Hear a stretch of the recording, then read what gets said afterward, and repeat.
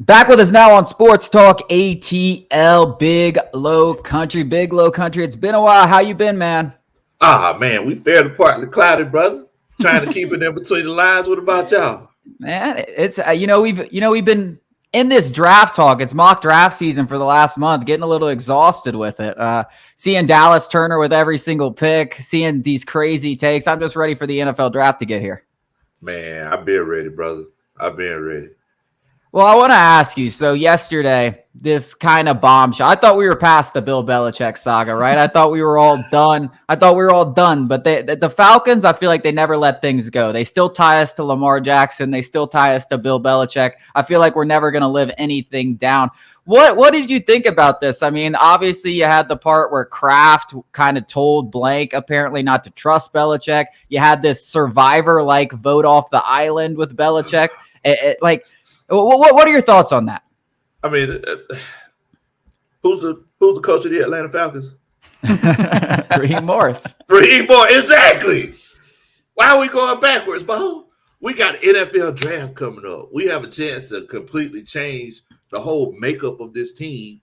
And we're talking about Bill Belichick not being the head coach of the Atlanta Falcons. I think I talked about it yesterday. I went on a tirade about how annoying it is that the Falcons are in the headlines for the wrong reasons yet again. Like there's 6 other teams that didn't go after Lamar Jackson, yet the Falcons are the one that continually get referenced. There's 6 other teams that didn't go after Bill Belichick, yet this story is focusing on the Falcons. Why can we not get any good PR? We finally get Kirk Cousins. We're finally starting a new chapter with Raheem Morris, who I do believe was the better candidate over Bill Belichick. And I think most Falcons fans would agree. And here we are. And we're forced to really talk about it, because if you don't, it's like, didn't you see that huge story? Greatest coach of all time, not even in the Falcons' top 3. It's just frustrating. When can we get some good PR? When can we do the right things? Man, whenever we draft the right guys. I don't even want to say we did the wrong thing, though. Like, we did the right thing. Like, Raheem Morris was the better choice for us at this point than Bill Belichick, but we're just continually being dragged down. We need a better PR team is what we need. I mean, but the thing is, at the end of the day, it's like, I mean, the PR team really doesn't have too much to do with that. That's fair. I mean, because the national media, yeah, because of it's not like it used to be back in the day. Whenever we just had newspapers and the morning news, like it was completely different. Now you got national media who consistently you're pushing out content. They hitting us in the face with content over and over and over all day long. So anytime you open your phone up, you're going to see, oh man, Robert Kraft taught Arthur Blank out of not getting Bill Belichick. It doesn't matter if you go on Twitter, Facebook, Instagram, smoke signals, carrier pigeons, ravens. It doesn't matter what it is. What do you think about that, though, Big Low? I mean, I aside from the Falcons aside, right? Have you ever seen a team win 6 Super Bowls and be so unhappy with one another as the Patriots and Tom Brady and Bill Belichick and Robert Kraft? I mean, you got Brady's kind of like the perfect child. He's come out unscathed. He went and won a championship with another team. But Belichick obviously struggled once he left. He wanted more credit. That's clear as day that he wanted more credit. Now we've got rumors that Kraft is sabotaging Belichick because he also wants credit. Like, is 6 Super Bowls and being a part of that just not enough? Like, is this the most greedy? I mean, Robert Kraft is a billionaire, won 6 Super Bowls, is a big part of that. Being an owner is a big part of that. No one's like, oh, Robert Kraft isn't a good owner. But it's like he wants more credit than what, Bill Belichick? Like what? Like have you ever seen a group of people more unhappy that have had more success? Man, y'all know what this reminds me of, and I don't know if y'all ever had a chance to watch these shows on VH1. Have y'all ever had a chance to watch Unsung? I don't think so. I haven't, but I'm a big. I was a big VH1 MTV kid growing up. So basically, on Unsung, they talk about like all of these old groups who were together, and they talk about how they, found their footing and came up in the industry, and all the number 1 albums that they had, and then it never fails. It never fails. It's almost like, is it sunny in the summer? You know it's going to be. You know what's going to happen. People start getting jealous. People start arguing about money. Oh, we didn't get paid enough. Oh, you're taking too much credit. Just like you mentioned, 6 Super Bowls, winning the AFC East more than the Braves. Yeah. I mean, every single year you could pinch them into the playoffs. Yeah. It was like clockwork. But you leave the whole situation unhappy. Everyone leaves in their own feelings. So now you got 3 renditions of the Temptations because it's a situation where everybody thinks that they're the greatest person in the room and are the reason because of all the success. All the success. And it's sad. I told Chase yesterday that it reminds me of, Jerry Jones and Jimmy from the Cowboys days when they were just winning Super Bowl after Super Bowl. And it's a little different because Troy Aikman is not on the same level as Tom Brady, but the egos got in the way of it. And Jerry Jones, I think, 20, 30 years later is realizing like, hell, maybe it is harder. Maybe I needed Jimmy, maybe this, maybe that. And I don't think anybody with a brain would tell you that Robert Kraft was more important to that run of Super Bowls than Bill Belichick. And if he's wanting more credit, I don't know what to tell you. You've got all this money in the world. You should be credited with keeping the band together to a certain extent. Because the last couple Super Bowls were won when there was clearly strife between Brady and Belichick. Like, is that not good enough for you that you're the reason, you were the glue to keep them together? You facilitated the ability for them to go out there and do their jobs. It's clearly not good enough. And Kraft is going to quickly realize what Jerry Jones has realized over the last 2 decades is maybe I should have been grateful for what I had. Yes. And I'm going to tell you something. The only thing Robert Kraft needs to take credit for is making sure everybody had cheese for their grilled cheese sandwiches when it comes to those 6 Super Bowls, when it comes to those 6 Super Bowl trophies.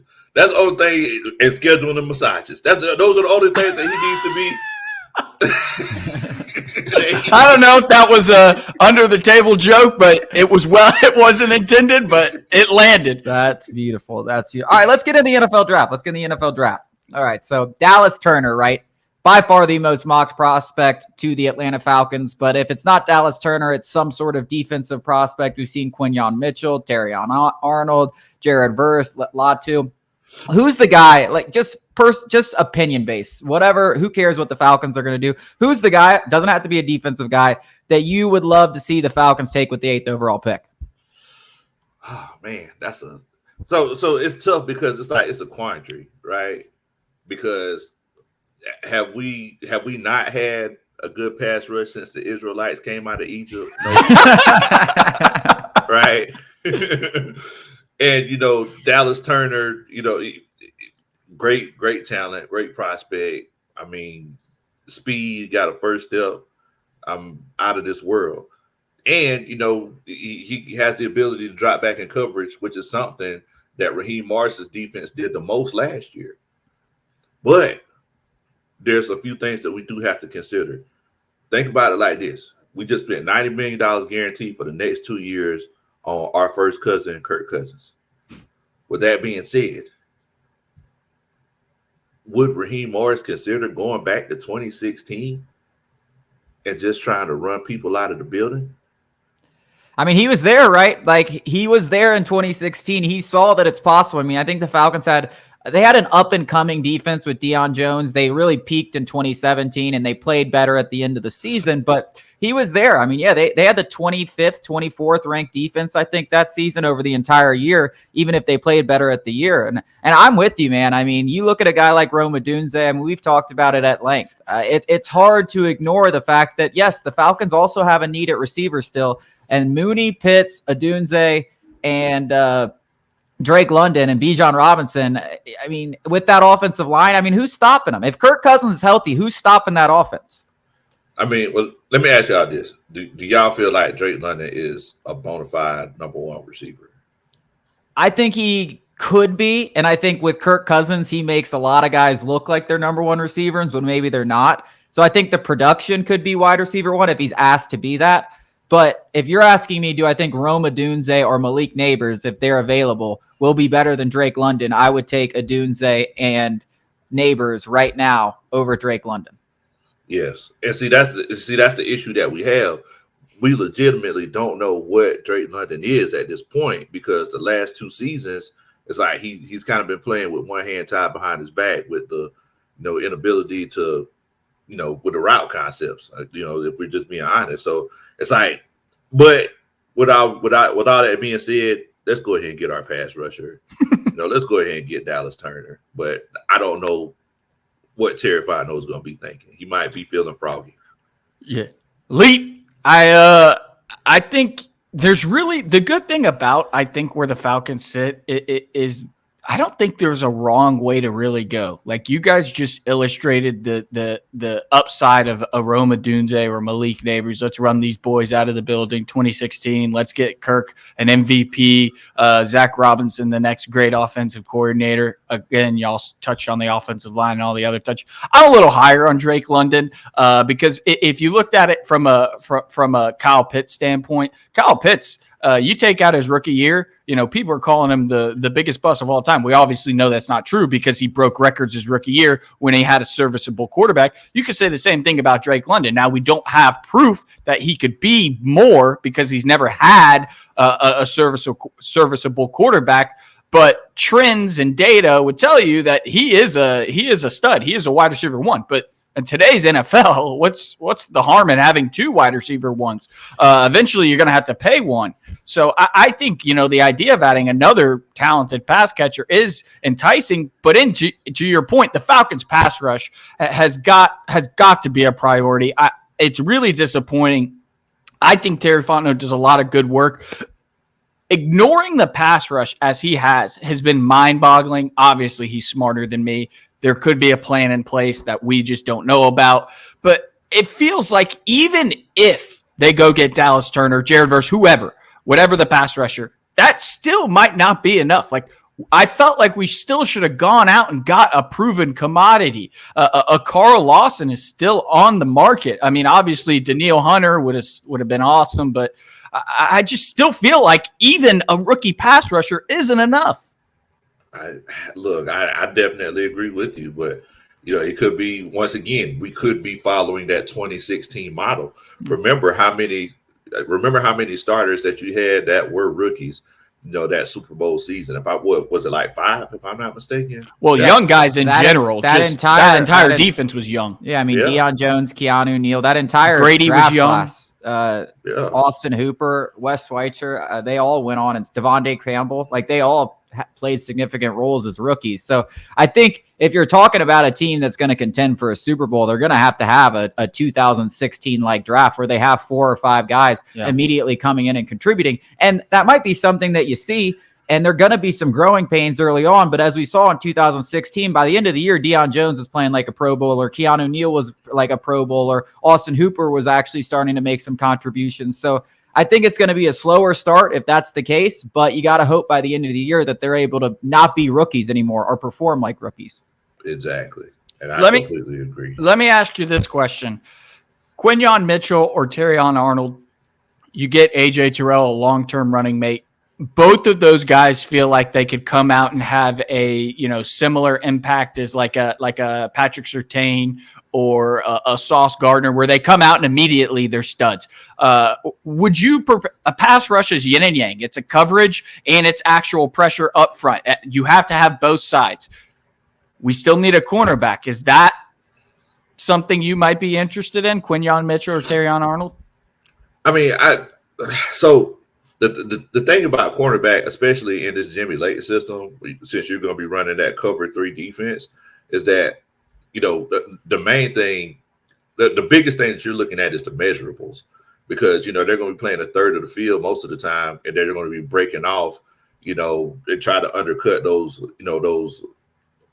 under routes a lot of times. So you want a guy who's longer, 6'2", maybe 6'3", somebody who could, scratch his knees without bending over with long arms. So, I mean, with that being said, it's like one thing that we know, every Senior Bowl that you go to, every camp, every combine that you see, which group is the biggest? It's the cornerbacks, right? It's the DBs. Like, they always have the most prospects. Now, with all the holes that we feel like we need to fill this year, it's like, if you do get a Quinyon Mitchell or a Terrion Arnold, they better be. You must think they could be a Pro Bowl caliber player. I feel like that's got to be the case with anybody you Yeah. take at number 8. I mean, if you don't have conviction in whoever you're taking, whether it's Dallas Turner or a cornerback or a Dunze, whoever it is, and you don't have that kind of conviction, and I do think Terry Fontenot will have that kind of conviction. He talks about his draft picks like they're his own children. So I don't think that's a problem. But if you take a guy that you don't think can be an All-Pro Pro Bowler, I mean, get this guy out of my building. That's a crazy thing to do. Taking a quarterback in 8, I think, would kind of feel like a reach. But as we saw with A.J. Terrell, that kind of felt like a reach. And next thing you know, he's an all-pro and a Pro Bowl caliber talent. Big Low, thanks so much for joining us again on the show. We always enjoy talking to you. Hey, man, thank you so much. We enjoyed as usual, man. Rise up. See you soon after the draft.